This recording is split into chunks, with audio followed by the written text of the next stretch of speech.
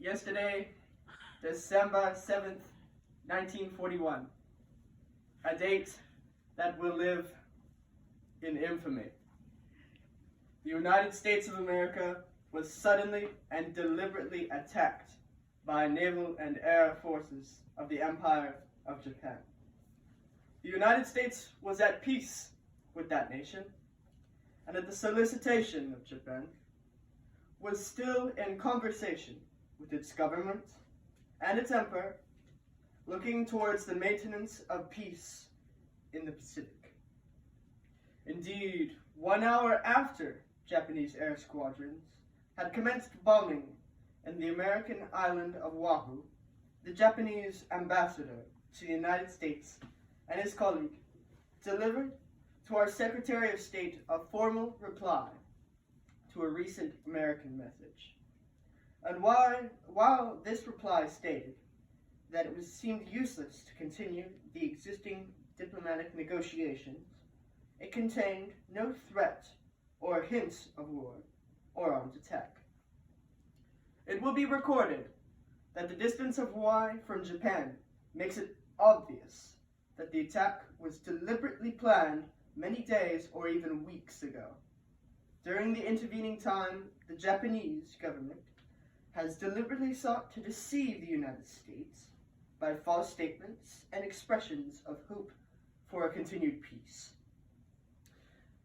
The attack yesterday on the Hawaiian Islands has caused severe damage to American naval and military forces.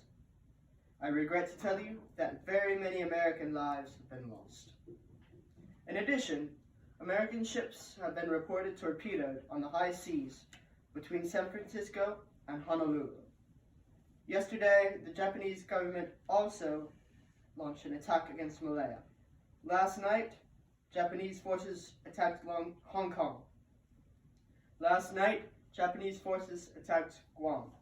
Last night, Japanese forces attacked the Philippine Islands. Last night, the Japanese attacked Wake Island. And this morning, the Japanese attacked Midway Island. Japan, therefore, has undertaken a surprise offensive, extending throughout the Pacific area.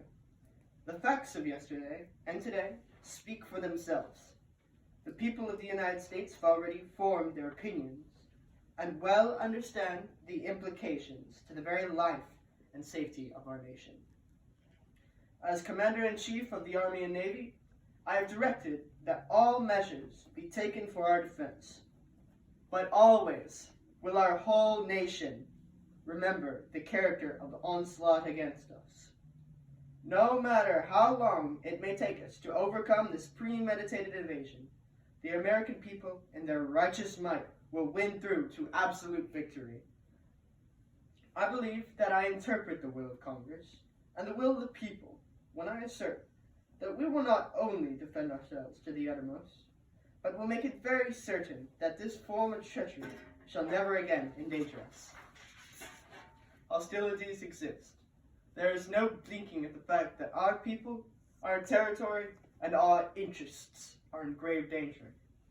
With confidence in our armed forces, with the unbounding determination of our people, we will gain the inevitable triumph. So help us God. I ask that Congress declare that since the unprovoked and dastardly attack by Japan on Sunday, December 7th, 1941, a state of war has existed between the United States and the Japanese Empire.